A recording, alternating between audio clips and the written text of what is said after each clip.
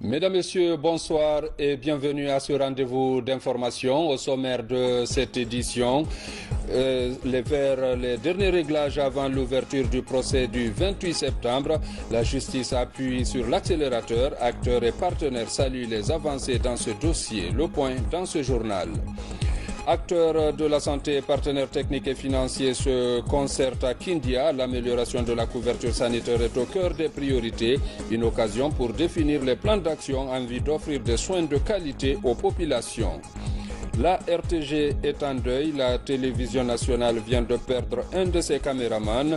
Mohamed Lo Kamara est décédé vendredi des suites de maladie à Bourama-Yatanene. Amis et collaborateurs lui ont rendu hommage ce samedi. C'est tout pour les titres. Une fois encore, bonsoir et merci de la fidélité à la télévision nationale. En Guinée, un dossier de justice polarise actuellement les attentions. Il s'agit de celui du 28 septembre. À la justice, les cadres sont à pied d'œuvre pour faire accélérer les préparatifs. Le comité de pilotage chargé d'organiser le procès est de nos jours sur les préalables. Partenaires et acteurs locaux saluent les avancées. Le point avec Tierno Younoussaba. Comité de pilotage du procès des événements du 28 septembre 2009, c'est cet organe qui est chargé de préparer l'organisation matérielle du procès. Vendredi, sous la présidence du garde des Sceaux, les membres du comité en conclave ont fait la situation des préparatifs.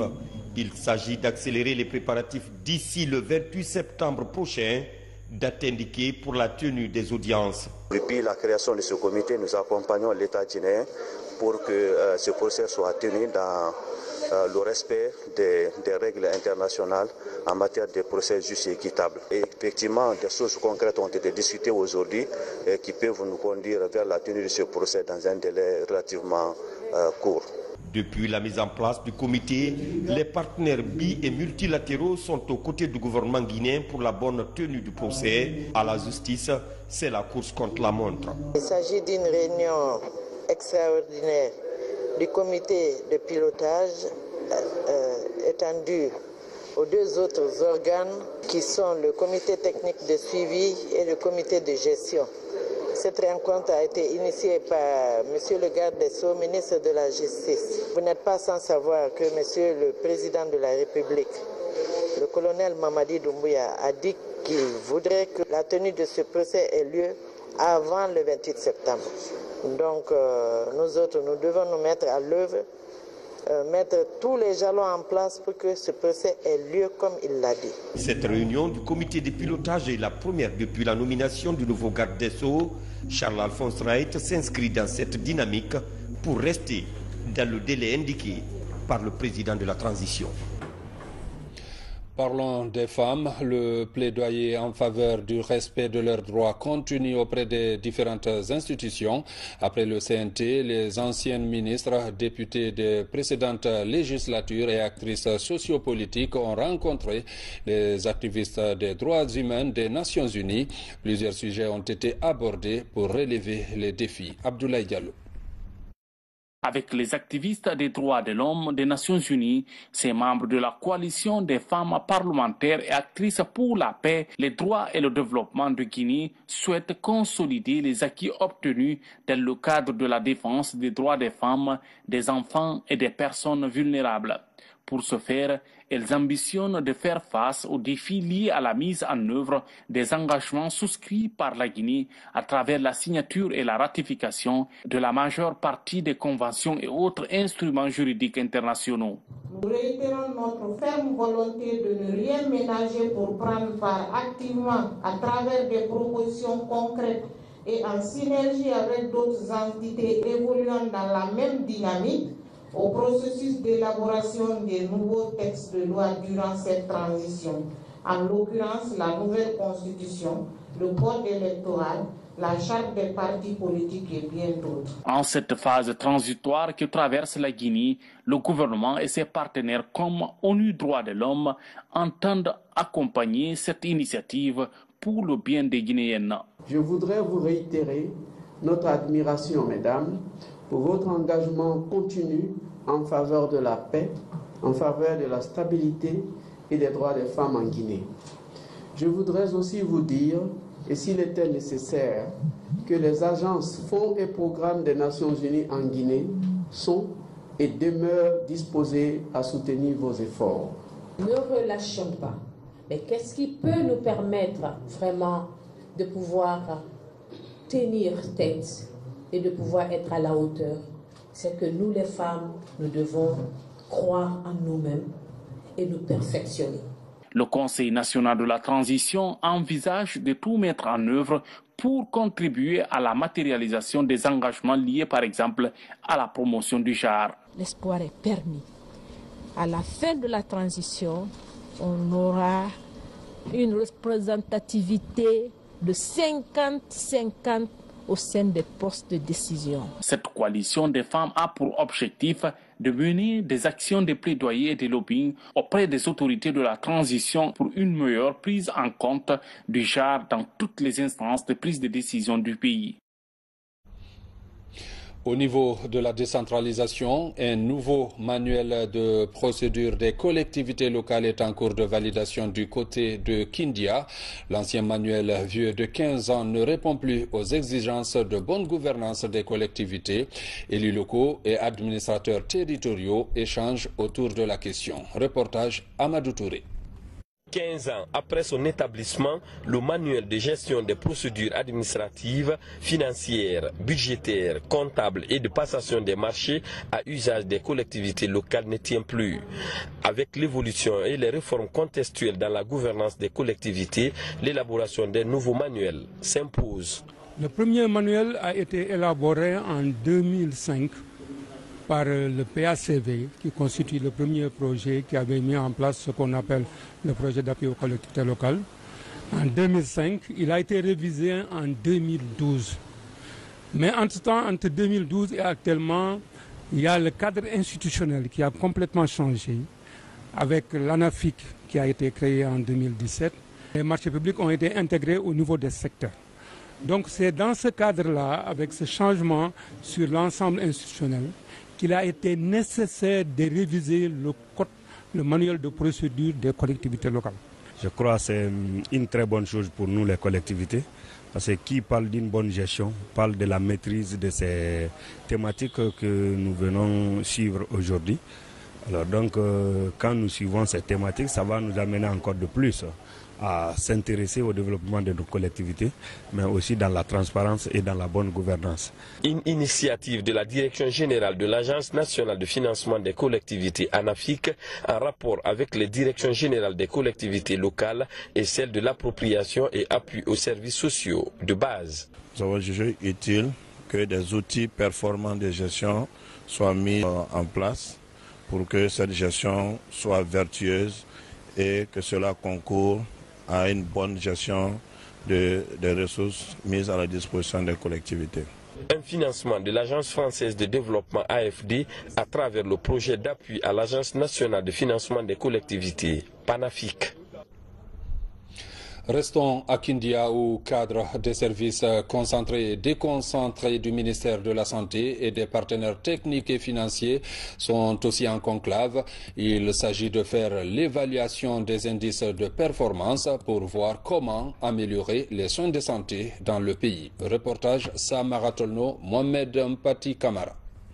C'est le premier comité technique de coordination de la santé au compte de l'année 2022. La rencontre réunit les représentants des services centraux et décentralisés ainsi que des partenaires techniques et financiers. Il s'agit pour eux de faire le bilan des activités du premier semestre 2022. L'objectif principal de la présente session est d'améliorer la performance du système de santé à travers un partage d'informations relatives aux prestations et à la demande de soins de santé, ainsi qu'aux fonctions de gestion du système. Il s'agira de discuter, entre autres, de la mise en œuvre de notre plan d'action opérationnelle 2022 et le niveau d'atteinte des indicateurs de performance, de voir l'efficacité de nos programmes et projets de santé afin de nous assurer de leur impact réel sur la vie de nos populations, pour améliorer les services de santé et la gouvernance du secteur, les partenaires techniques et financiers réaffirment leur soutien à la Guinée. Je réaffirme la disponibilité de l'ensemble des partenaires de travailler de concert avec toutes les parties prenantes afin de contribuer à la relance et au renforcement du système de santé en Guinée. Cette instance d'échange d'idées est aussi l'occasion pour ces acteurs du secteur de la santé de définir de nouvelles stratégies de réconciliation des populations avec le personnel soignant. Protection de l'environnement à présent. À Kindia, autorités et population attachent du prix à la réussite de la campagne de restauration des forêts. Plusieurs hectares ont été reboisés dans la localité. Alpha Yassila. Après le lancement de la campagne nationale de reboisement le 15 juillet dernier à Forekaria, la région de Kindia lance à son tour sa campagne annuelle de reboisement. Dans les préfectures de Koya, Djubreka, Forekaria et Kindia, 135 hectares sont ciblés pour être reboisés. Il est prévu donc de reboiser tous les sites identifiés et qui sont dégradés, qui sont effectivement dégradés au niveau de la région administrative de Kindia. Précisément pour la préfecture de Kindia, c'est 7 hectares pour les services techniques et 18 hectares pour au compte des ONG. Et comme vous l'avez dit, il ne s'agit pas de planter, mais il s'agit de suivre et de protéger le plan. Et nous allons continuer à sensibiliser pour que chacun s'y mette à la tâche.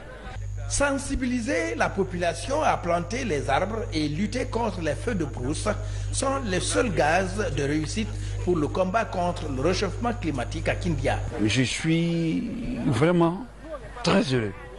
J'ai un sentiment de réconfort. J'ai lu à l'école que celui qui a planté un arbre n'a pas vécu inutile. Donc aujourd'hui, Kindiaka, nous sommes en train de reboiser. Et nous avons bon espoir que nous allons suivre ces jeunes plans et qui vont se développer. Les services techniques du ministère de l'Environnement et les ONG évoluant à Kindia sont mobilisés pour participer activement à la campagne de reboisement.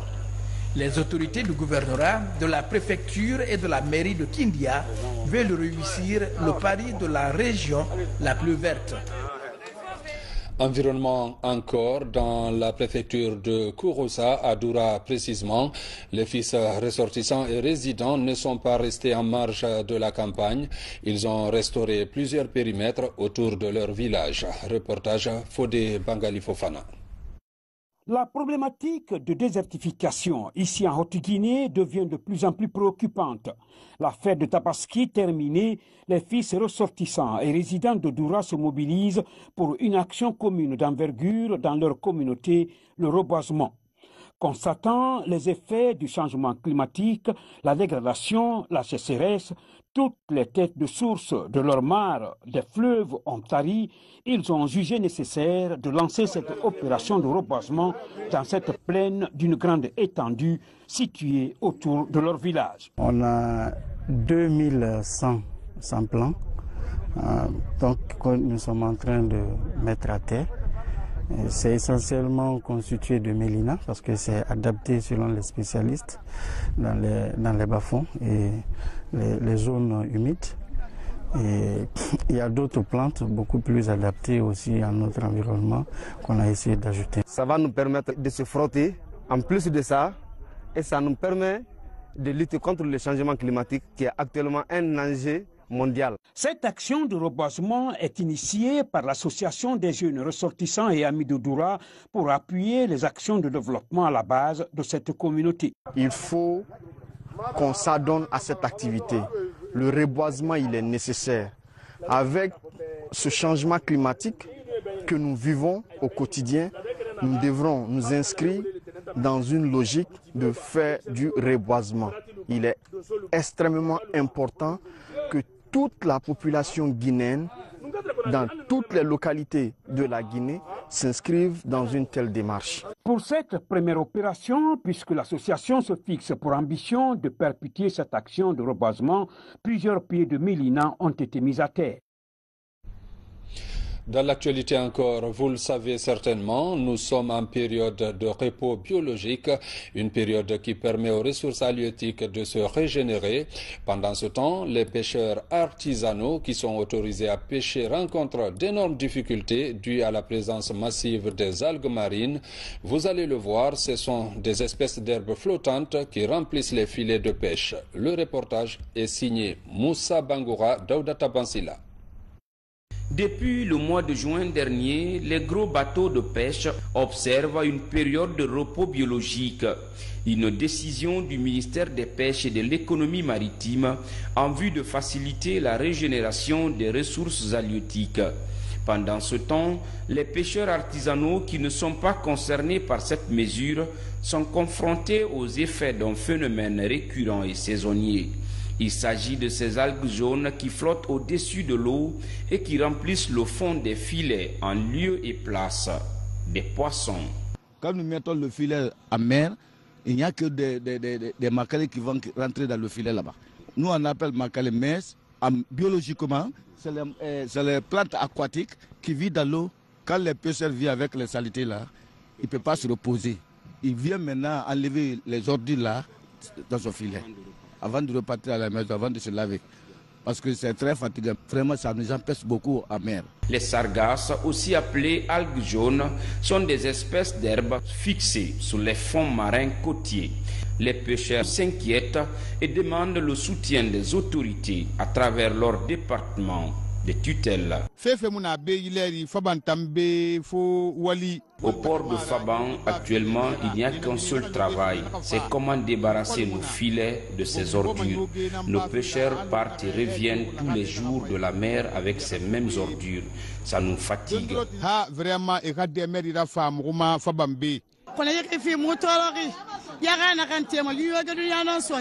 Ces derniers temps, nous gagnons peu de poissons avec nos clients pêcheurs. Ils ne reviennent qu'avec ces ordures. Nous souffrons et notre seul recours reste les autorités afin de pouvoir vivre du fruit de notre travail. En plus de ces ports artisanaux de pêche sillonnés par notre équipe, les plages de la capitale ne sont pas épargnées par ces algues. Ici, à la plage Benares de Yimbaya Port, par exemple, c'est une grande quantité de sargasses qui s'y déversent tous les jours. Le phénomène a même réduit le nombre de visiteurs, malgré tous les efforts que fournissent ces jeunes qui entretiennent et supervisent ce patrimoine touristique. Actuellement, on a beaucoup de problèmes avec les ordures. La mer aussi ne garde pas les ordures. Vous voyez, ça remonte directement. Ça, réellement, ça nous gêne. Quand les touristes viennent, et puis aussi, des fois, quand il y a la haute marée, les algues de mer, comme parce que à chaque an, vers le mois de juillet, août, souvent les algues là, ils viennent quoi. Ça nous empêche beaucoup. C'est pour ça, à chaque matin, on se lève très tôt pour venir assainir la plage. Mais réellement, actuellement, là, on est encombré, quoi. Il y a trop d'ordures qui viennent parce que ce sont les saisons pluvieuses. Les algues marines sont des espèces d'herbes qui se développent souvent en surface et au large des océans. Elles flottent librement au gré des courants d'eau, surtout pendant la saison des pluies. Pour le moment, au dire des spécialistes, aucune étude scientifique du phénomène n'est disponible. En attendant, ces pêcheurs qui ne vivent que par le biais des produits de mer sont confrontés à une sérieuse morosité des activités sur toute la façade maritime. Et pour améliorer les activités dans le secteur de la pêche, une brochure de près de 50 pages est désormais disponible pour servir de directive aux acteurs. Ce guide permettra au département de la pêche de mieux contrôler les activités et protéger également l'écosystème maritime. Makeme Keleti Donzo. Dans ce document de 49 pages figure la nouvelle politique halieutique axée sur 3 plans stratégiques. Le nouveau plan devrait contribuer à l'amélioration de l'ensemble des corporations sectorielles de la pêche et de l'économie maritime. Le document a été soumis à l'appréciation collective des acteurs du secteur avant la validation. Le plan balise désormais les nouvelles directives de la pêche guinéenne pour 5 ans. Avec la validation de tous ces cadres, un plan stratégique a été conçu pour les 5 prochaines années et qui englobe tout ce qu'on peut rencontrer comme tout ce qui est nécessaire à l'amélioration du secteur de la pêche. Et en mettant en application cette stratégie, le niveau du secteur sera beaucoup plus rehaussé. Des thématiques liées à la biodiversité et à l'écosystème littoral national, l'accès à la gestion durable des pêches font de ce document une référence. Des orientations sont basées sur les enjeux actuels du secteur aquatique. Nous avons des problèmes au niveau de la frontière sud avec la Sierra Leone, ce qui diminue considérablement, même de moitié, notre zone de pêche. Et c'est une zone qui doit revenir normalement à la Guinée. Et pour que ça revienne à la Guinée, il faut qu'il y ait des démarches coordonnées, et aussi bien au niveau national qu'au niveau de la Convention internationale des droits de la mer, pour que la limite sud soit reconnue de façon internationale. Au-delà du nouveau guide du secteur de la pêche, des projets sont élaborés pour soutenir la construction des infrastructures de soutien à la production, à la conservation et à la commercialisation des produits halieutiques. La restauration de l'écosystème dégradé avec les ministères concernés pour l'abondance des produits de mer en faveur des populations. Le ministre des Mines et le président de la Chambre des Mines de Guinée ont procédé hier vendredi à la signature d'un protocole d'accord bipartite. Ce protocole, qui vise à créer un cadre de concertation entre les parties, était très attendu. Il va aider ces deux parties à résoudre beaucoup de problèmes majeurs au niveau de ce secteur. Compte rendu Moussa Komara. C'est un vieux rêve du service de coopération d'investissement dans le secteur minier qui vient de se concrétiser. La signature du protocole d'accord entre le ministère des Mines et Géologie et la Chambre des Mines de Guinée. Elle va permettre de définir un cadre de concertation entre les deux parties pour une meilleure gouvernance dans le secteur minier, un écosystème souvent émaillé des problèmes. C'est un partenariat entre le ministère des Mines et de la Géologie avec la Chambre des Mines pour conjuguer les efforts ensemble afin de produire des résultats concrets dans le secteur minier. Vous devez savoir que la République de Guinée est la capitale des mines du continent africain. Donc aujourd'hui, nous abritons le Centre africain de développement minier, malheureusement qui n'a pas de siège. Ça, c'est le premier domaine d'intervention entre nous et la Chambre des Mines. Deuxièmement, il s'agit de la construction du siège de notre ministère qui doit intervenir très prochainement. Troisièmement, il faut que nous ayons un quartier qui abrite tous ces trois centres-là, siège du ministère des Mines, siège de la Chambre des Mines et le siège du Centre africain de développement minier.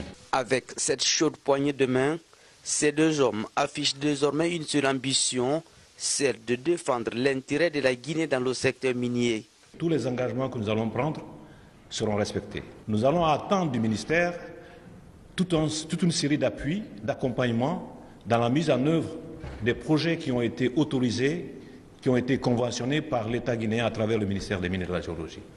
Donc nous serons les clients naturels du ministère, nous serons également les administrés naturels du ministère des Mines et de la Géologie, et nous souhaitons vivement qu'à travers cet accord, nous puissions donner un autre sens à notre action commune. Formaliser des outils de partenariat, de concertation entre ces deux institutions est perçu comme une innovation. La politique du gouvernement dans l'industrie minière sera désormais renforcée et ce ministère deviendra de plus en plus présent sur le terrain pour répondre aux grands défis qui s'imposent au secteur minier.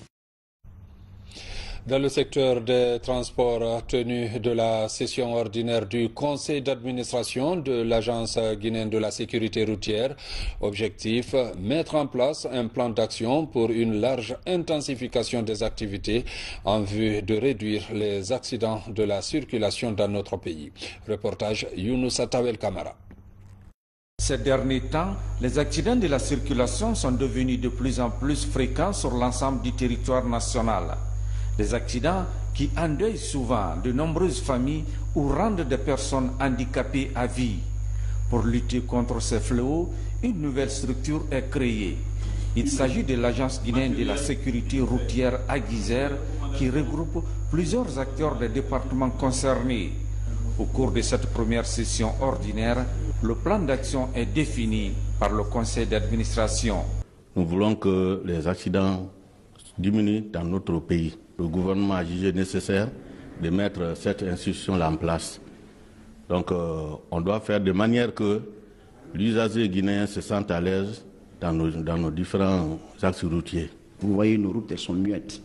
Donc il va falloir quand même travailler un peu sur la mise en place ou l'installation de ces panneaux de signalisation. Donc ça, c'est nos axes prioritaires.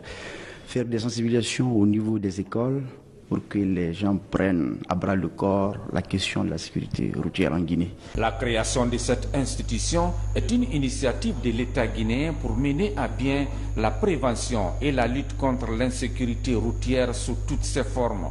Il convient de saluer la première session de ce conseil d'administration qui va essayer de renforcer les différentes mesures qui sont déjà en place, les différentes actions aussi bien au niveau de la police routière qu'au niveau de la Guisère ici, pour faire en sorte que le nombre d'accidents diminue dans notre pays.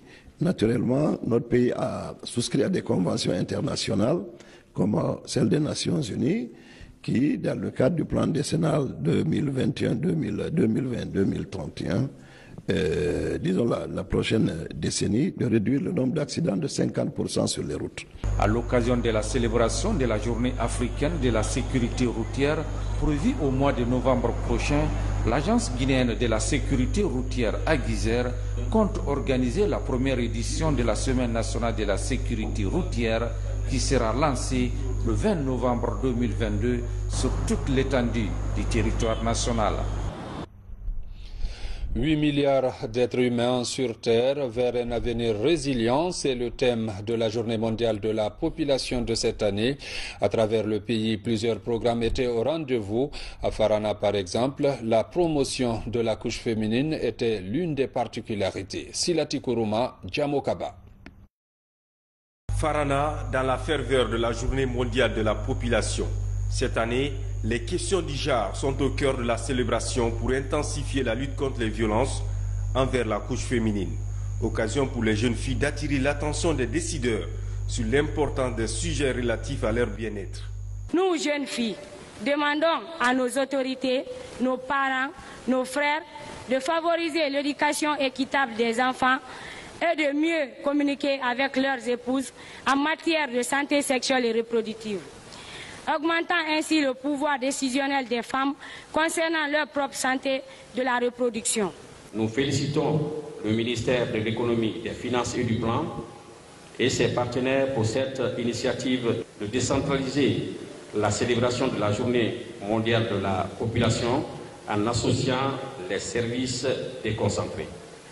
Il nous semble évident que la participation et l'implication effective des jeunes filles et garçons dans cette stratégie de communication et d'information semble être la voie la plus sûre pour garantir l'avenir de la jeunesse. Dans le Sankara, la Banque mondiale vient tourner la page de ce cri du cœur.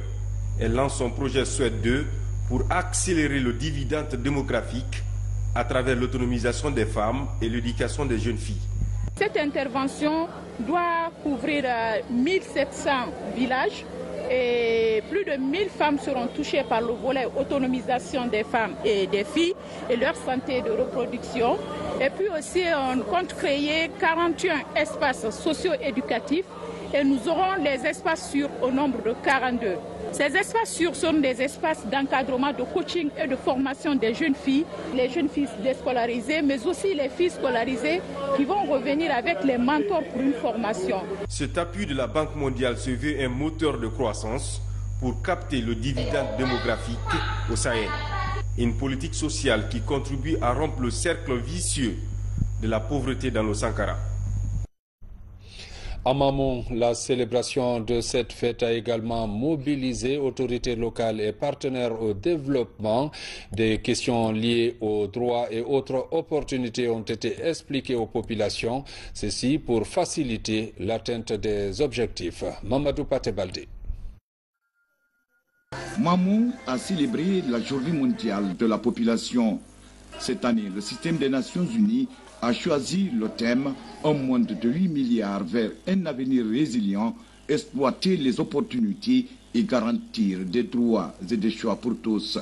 Chaque année, la population ne fait que croître, surtout dans les pays africains. Donc, il est important que l'autorité, que la population chasse où nous allons. qu'est-ce qu'on doit faire, quels sont les enjeux qui nous attendent par rapport à cette croissance démographique de la population. Cette célébration nous offre l'occasion d'attirer l'attention des décideurs que l'heure est venue d'intensifier les efforts et non de battre en retraite, afin de transformer la vie des femmes et des filles et d'atteindre les plus laissés pour compte. Cette journée du 27 juillet a été couplée au lancement du rapport 2022 sur l'état de la population mondiale. Il s'agit d'inciter les acteurs étatiques et non étatiques à relever les défis liés au changement démographique et orienter les efforts sur l'abandon des violences basées sur le genre ainsi que la promotion de la santé de la reproduction et la planification familiale. C'est une intersectorialité qui fait que l'on parle de population mondiale. Ce n'est pas seulement l'apanage d'un seul secteur. Il faut compter sur le secteur médical, il faut compter sur le secteur agricole, il faut compter sur toutes les politiques de développement qui aboutissent maintenant. Je voudrais exhorter tous les acteurs au développement à une véritable synergie d'action en vue de l'atteinte des objectifs du développement durable, compris l'amélioration de la santé maternelle et infantile, notamment la lutte contre les violences basées sur le genre. Pour assurer une prise en charge médicale des soins obstétrico-néonataux d'urgence, l'INFPE a offert du matériel, d'équipements, des médicaments et des produits de santé de la reproduction aux structures sanitaires de la région. Sport football dans la région forestière, ce match pour la paix et la cohésion sociale qui a mobilisé du monde. Un facteur de cohésion, vous allez le voir, entre fils du terroir pour le renforcement de l'unité nationale. Reportage Mohamed Salioupaï. Témoin des grands événements, le stade du 3 villes de Zérekouré a refoulé de beau monde ce dimanche 24 juillet 2022, venu contempler les anciennes gloires de la région. C'est à la faveur de ce match de gala organisé par l'amicale des anciens sportifs et footballeurs de la Guinée forestière, AASF-GF. Le but est de cultiver le vivre ensemble, l'amour du prochain à travers le sport pour l'instauration d'une paix durable et d'un développement harmonieux de la région forestière. Cette rencontre des anciens sportifs et sympathisants, qui est d'une importance capitale, vise à débattre les questions liées à l'épanouissement de la jeunesse dans notre région, synonyme de la paix et de la quiétude sociale. Nous voulons la paix. Nous avons fait ça à cause de la paix, que la paix se retrouve ici. Personne n'a voulu se faire compter l'événement. Anciens sportifs, autorités civiles et militaires, ainsi que les partenaires et invités d'honneur ont répondu massivement à l'appel. Toutes les autorités que nous sommes à Zérekouré, même le chef de l'État et son gouvernement, ce qu'on cherche, c'est la paix. Quand il y a la paix, tout peut se faire dans la quiétude. C'est un match de gala qui a été organisé par les anciens footballeurs des Zérekouré ici. Aujourd'hui, ce marque-là renforce la cohésion sociale, la fraternité entre les fils des Zérekouré ici. Le sport, comme vous le savez, a beaucoup de vertus. D'abord, c'est un moyen de rajeunissement d'une personne. Sinon, quelqu'un qui a déjà 90 ans, quand vous le voyez, il est sur le terrain ici. Donc, ça veut dire beaucoup de choses. C'est un moyen qui permet d'acquérir la santé. Et surtout, un moyen qui crée le rapprochement social. L'occasion était opportune d'observer une minute de silence pour le repos des âmes de tous les sportifs disparus qui ont loyalement servi la région forestière. Page noire de cette édition, la RTG a encore perdu l'un de ses membres. Mohamed Lo Camara a tiré sa révérence hier vendredi à Bouramayatanene par suite de maladie. Il était de la 4e génération des caméramans à la RTG. Ce samedi, parents, amis et collaborateurs lui ont rendu un vibrant hommage. Reportage Aboubakar Junior Camara. Douleur et consternation à la RTG. Mohamed Camara, communément appelé Grand Lo, n'est plus. Arrivé à la RTG dans les années 90, Mohamed Camara a commencé à filmer le procès des gangs. Courtois, respectueux et jovial, Grand Lo aimait le professionnalisme, c'est-à-dire le travail bien fait. Il a tiré sa révérence ce vendredi à Tanene par suite d'un arrêt cardiaque. C'est une partie de nous que nous venons de perdre. Cette mort tragique affecte toute la RTG. Nous avons accepté de le pardonner. Et là, on te demande de nous pardonner. Et je prie Dieu qu'il fasse de toi un homme du paradis. Tu as tout donné à la nation à travers la RTG, à travers la caméra. Tu étais un homme de l'ombre. Président Lansana Conté, Khatan, Lonara Maganou, Anara Biram Fora, Amou Biram Manfora, Nzindunia de Sama Mounou Lonara. Quel fait Nama, Hatou, Hanakine, Lobarabile, Raya Fama. Ce samedi, parents, amis et collaborateurs étaient tous mobilisés pour l'accompagner dans sa dernière demeure. Ici, à la grande mosquée de Tanene, un symposium est organisé à la mémoire de l'illustre disparu. L'eau était un ami pour moi, un grand ami. L'eau était très disponible. Et chaque fois qu'il constatait des anomalies au niveau de la section, il venait m'avertir tout de suite, me conseiller et on prenait les dispositions qu'il fallait. Et tous les procès, presque tous les procès de la Guinée, l'eau, il était caméraman.